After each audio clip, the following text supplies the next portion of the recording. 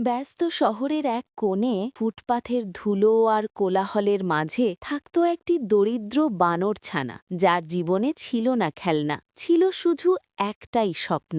প্রতিদিন সে চুপচাপ দাঁড়িয়ে থাকত রাস্তার ধারে, দেখত মানুষগুলো সাইকেলে চড়ে চলে যাচ্ছে, হাসি, স্বাধীনতা আর বাতাসের স্পর্শ নিয়ে, আর তার চোখে জমে উঠত না বলা এক রাস কষ্ট। সে ফেলে দেওয়া ফলের খোসা কুড়াত, কখনো কারো দেওয়া অল্প খাবার। দিন শেষে ক্লান্ত শরীর নিয়ে ফুটপাথেই ঘুমিয়ে পড়ত সে।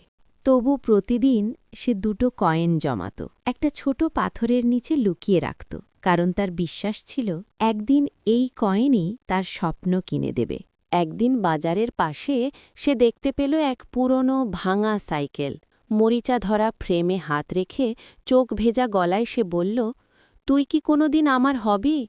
সব কিছু চুপচাপ দেখছিল এক বৃদ্ধ মানুষ। সে দেখল বানর ছানার স্বপ্ন, দেখল তার জমানো কয়েন, আর বুঝে গেল এই স্বপ্ন অনেক বড়। বৃদ্ধ মানুষটি ধীরে ধীরে সাইকেলটা ঠেলে দিল বানরছানার দিকে। কোনো কথা নয়, শুধু একরাশ মানবিকতা। সেদিন বানরছানাটা সাইকেল চালাতে পারেনি, কিন্তু সে শিখে গিয়েছিল স্বপ্ন কখনো গরিব হয় না। একদিন এই সাইকেলই তাকে উড়তে শেখাবে।